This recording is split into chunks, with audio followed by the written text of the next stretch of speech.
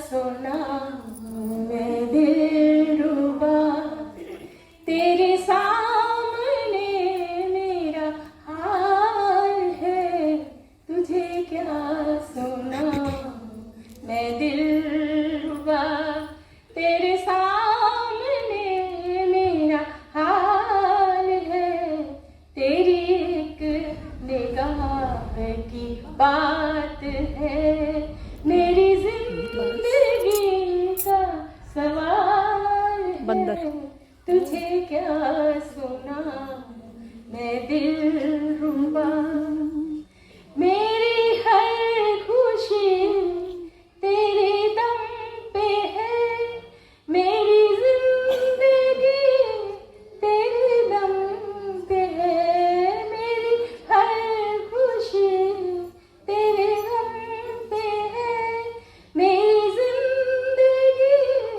तेरे दम पे है, तेरे दर्द से रहे बेखबर, तेरे दर्द से रहे बेखबर, मेरे दिल की कब ये मजाल है, तुझे क्या सुना मैं दिलरुबा, तेरे हुस्न पर है मेरी नजर, मुझे सुबह शाम की क्या खबर, तेरे हुस्न पर है मेरी नजर, तेरे हुस्न पर है मेरी नजर, मुझे सुबह शाम की क्या खबर, तेरी शाम है मेरी जुस्तजू,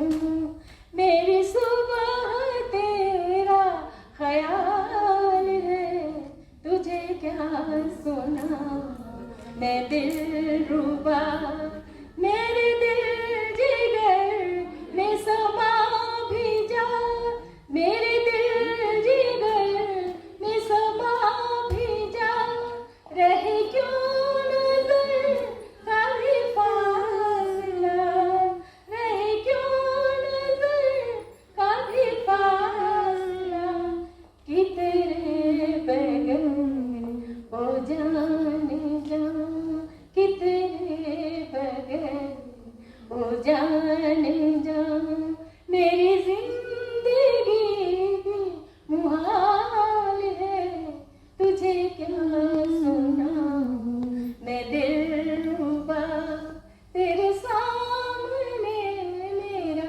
हाल है, तुझे क्या सुना मैं दिलरुबा।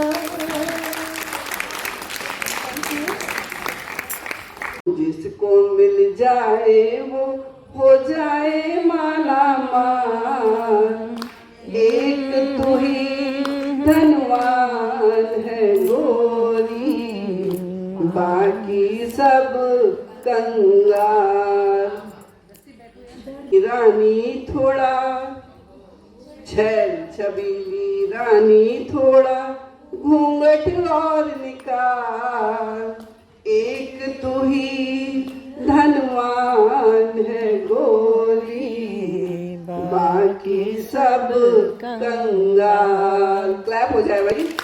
चांदी सिर्फ एक बार मुलाकात का मौका दे दे, हम तेरे शहर में आए हैं मुसाफिर की तरह। के पास आते हैं तो आज का ये टॉक उसी के बारे में है कि क्या क्या सिम्टम्स क्या क्या होते हैं, खान पान में क्या ध्यान रखें। तो 3 बार की जगह आप 6 बार खाना खाइए, थोड़ा थोड़ा करके, पेट भर के मत खाइए, तो हो सकता है इससे नहीं, खाना भी बहुत कम खाते हैं और ये चाय भी नहीं पीते। जैसे अगर आपको इतनी भूख है तो थोड़ा पेट में खाली जगह रखिए, और इससे भी ना हो तो चाहे दूध वाली चाय अगर इन सब चीजों से भी फिर भी एसिडिटी हो तो क्या करना चाहिए? फिर मेडिकेशन कराना पड़ेगा। वो तो रोज ही खाते हैं सुबह, इसका कुछ मतलब अगर सपोज हार्ट का पेन और ईसीजी नॉर्मल आया तो अल्ट्रासाउंड इज अ मस्ट। क्योंकि हमारे पास भी हमारे फिजिशियन या कार्डियोलॉजिस्ट कई बार पेशेंट ऐसे भेजते हैं कि आया उनके पास है पेशेंट हार्ट अटैक करके और हार्ट इज नॉर्मल और निकला स्टोन। तो ऐसे स्टोन के तो प्रिकॉशन नहीं कर सकते आफ्टर सर्जरी, जैसे कि वही फैटी मील्स, बहुत ज्यादा चिकनाई वाला नहीं खाना आपने, और पेट भर के नहीं खाना। हाँ, जिस कईयों का अपना बॉडी का सिस्टम होता है, जैसे लिवर, एक्चुअली बाइल क्या होता है, गॉल ब्लैडर में स्टोर होता है, बनता नहीं है। तो गॉल ब्लैडर निकल जाने के बाद भी आपका बाइल तो बन ही रहा है, पर लिवर से आ रहा है डायरेक्ट, गॉल ब्लैडर के थ्रू होके नहीं आ रहा। तो कभी कभी खाने में डाइजेशन किसी को प्रॉब्लम हो सकती है, बाकी होती नहीं है। अगर शुरुआत से धीरे धीरे ग्रेजुअली इंक्रीज करेंगे तो।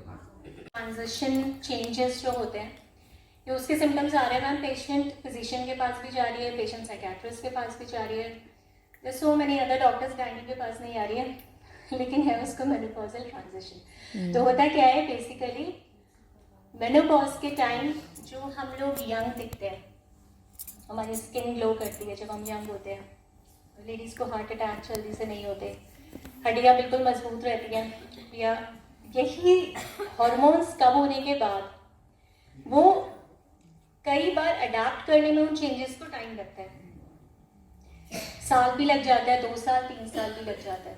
तो आज हम यही बात करेंगे कि इस दौरान क्या वो चेंजेस होते हैं जो हमें पता रहे, थोड़ा सा जागरूक रहें, जिससे कि सही इलाज पे पहुंचे। डायग्नोसिस नहीं बनेगा, इलाज कभी सही नहीं मिलेगा, आप सिर्फ डॉक्टर्स के पास भटकते रहेंगे। तो अब हमने क्लाइमेक्टेरिक क्या बोला, तो ये क्लाइमेक्टेरिक बेसिकली एक मेडिकल टर्मिनोलॉजी है, किस चीज़ को बोल रहे हैं, वही 2, 3, 6 महीने से साल, वो ट्रांजिशन पीरियड जब हम यंग से ओल्ड एज में कदम रख रहे हैं। और हो क्या रहा है, हमारे जो यंग जो हमें हार्मोन्स रखे हुए थे वो डिप्लीट हो रहे हैं। तो मेनोपॉज में वही है कि अंडेदानी से जो हार्मोन्स निकल रहे थे वो कम होना शुरू हो गए, and we are stepping into menopause.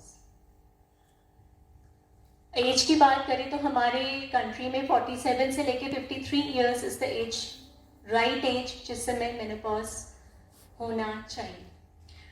40 years से कम किसी को हो जाए तो वो भी ठीक नहीं है, क्यों? क्योंकि उसको बुढ़ापा जल्दी आ जाएगा ना, और बहुत लेट हो तो प्रॉब्लम है, क्योंकि अगर पेशेंट के अभी तक उसी लेवल में हार्मोन्स निकल रहे हैं, वो मेंस्ट्रुअल साइकिल्स उसकी खत्म नहीं हुई हैं, तो इसके अपने रिस्क फैक्टर हैं, जैसे कि यूट्राइन कैंसर, सर्वाइकल कैंसर मतलब बच्चेदानी के मुंह का कैंसर या बच्चेदानी का कैंसर, तो उसके अपने रिस्क फैक्टर्स हैं। तो अब सिम्टम्स की बात करें, क्या सिम्टम हो जाएगा ऐसा, है ना, जिसको हम पकड़ नहीं पा रहे हैं, समझ नहीं पा रहे, हमें लग रहा है ठीक है ऐसे काम चल रहा है ना। तो हेडेक, ठीक है, दांतों में दर्द, ड्रेस चेंजेस ऑफ कोर्स आते ही हैं, बार बार पेशाब लगना। सी क्या होता है ना, ये जो हमारी स्किन यंग है ये हर जगह की यंग है, ये हमारी यूरेथ्रा और ब्लैडर की भी यंग है। जो मेनोपॉज में वहाँ पे अगर शिथिलता आ रही है, अगर वहाँ पे स्किन या हमारे लिगामेंट्स कमज़ोर हो रहे हैं, तो उसकी वजह से भी कई बार इंक्रीज फ्रिक्वेंसी होती है, उसकी वजह से भी कई बार खुजली होती है। हम लेते रहते हैं एंटी फंगल क्रीम और स्किन डॉक्टर्स के पास जाते रहते हैं, यूरोलॉजिस्ट के पास जा रहे होते हैं, लेकिन प्रॉब्लम क्या होती है, हार्मोन की कमी की। हड्डियाँ तो आप पता ही है, इसलिए हम सभी को बोलते हैं भाई 40 इयर्स हो गए, अपने आप कैल्शियम लेना शुरू कर दो। Take a good calcium in the right dose. ये नहीं कि कुछ भी एमवे की आ रही है, बहुत पॉपुलैरिटी हो रही है, एमवे ले लिया, ठीक है। The right dose of calcium and the right dose of vitamin D. Then hot flashes, गर्मी अचानक से बहुत ज़्यादा लगने लग जाती है घर की, और जो हमारे परिवारजन हैं उनको तो इतनी गर्मी नहीं लग रही है, लेकिन इन पर्टिकुलर लेडी को गर्मी ज़्यादा लगती है। हेयर्स, हाँ, झड़ना तो शुरू हो गई। हार्ट अटैक जैसे मैंने बोला, लेडीज़ को प्रोटेक्ट करके रखते हैं हमारे ईस्ट्रोजन हार्मोन्स। तो लेडीज़ को हार्ट अटैक यूजुअली 40 इयर्स के बाद ही सुनेंगे, अनलेस एंड अनटिल कोई ऐसी अंदरूनी बीमारी ना हो उसको। तो यूट्रस, यस, तो वही मैं डिस्कस कर रही थी कि वजाइनल ड्राइनेस, इंटरकोर्स में प्रॉब्लम होना, बच्चेदानी नीचे आ जाना, तो ये सब क्या है, बेसिकली हमारे हार्मोन्स जो हमारे लिगामेंट्स हमारी स्किन को अभी तक टाइट रखे हुए थे, they are depleting from our body. Menses से ये मेन जो हमको दिखता है, जो मेन हमारा कंसर्न होता है, वो यूजुअली यही 3 चीज़ें रहती है: vaginal dryness, skin changes, bone loss. बस ये बताता है कि हमारा अच्छा खाना जो हमने यंग एज में खा लिया, उसने जो हमारी हड्डियों को दे दिया, वो चीज़ 30-40 ईयर्स पे हम सोचे कि हमने उस समय नहीं करा और अब हम रिकवर कर लें, दैट इज़ नॉट पॉसिबल। तो 30 ईयर्स तक आपने जितना अच्छा खाया या अपने बच्चों को खिलाया, that is what is going to get deposited in the bone. उसके बाद डिपॉजिशन कम होता चला जाता है, चाहे आप कितना ही कैल्शियम खा लीजिए। खाना तो है ही, बिकॉज हमें एक प्रोफाइलैक्टिक मेजर या एक मेंटेनेंस डोज पे तो जाना ही है, बट ये बस आपको नॉलेज देने के लिए है, so that you can transmit to others कि जो यंग जनरेशन है वो थोड़ा सा जंक, ठीक है आप एक कोई दिन डिसाइड कर सकते हैं, बट उनको हेल्दी फूड की तरफ भी डायरेक्ट करें, क्योंकि जो उस समय उन्होंने खा लिया, जो उस समय उनके शरीर में लग गया, वो 40 साल पे कभी नहीं लग सकता। ये बस एक पिक्टोग्राफिक प्रेजेंटेशन से होता है ना, बाथरूम में गिर गए, तो अगर एक एज के बाद जब आप बाथरूम में गिर जाते हैं, तो ये वो कॉमन फ्रैक्चर्स हैं जो हमको हो सकते हैं, जैसे कि वर्टिब्रल डिस्टल रेडियस मतलब यहाँ कलाई का, एंड देन फिमोर, आप ऐसे समझ लीजिए हिप फ्रैक्चर। तो ये मोस्ट कॉमन फ्रैक्चर्स होते हैं अगर कोई भी एजेड लेडी अगर कभी गिर जाती है तो। और वही जो मैंने पहले पिक्चर दिखाई कि ऑस्टियोपोरोसिस मतलब हड्डियों में कैल्शियम, विटामिन डी वो सब कम हो जाना, तो कौन रिस्क फैक्टर पे आता है? हॉट फ्लैशेस, उनको लगता है बस पंखा चलना चाहिए, जैसे कि मैंने आपको एक्सप्लेन किया। तो ये क्यों है? ये उनके हार्मोन डिप्लीट होने की वजह से उनकी नसें इतनी स्ट्रांग नहीं है। जो स्ट्रांग गश ऑफ ब्लड उनके उस समय बॉडी में सडनली आता है, उसकी वजह से उनको लगता है मेरा फेस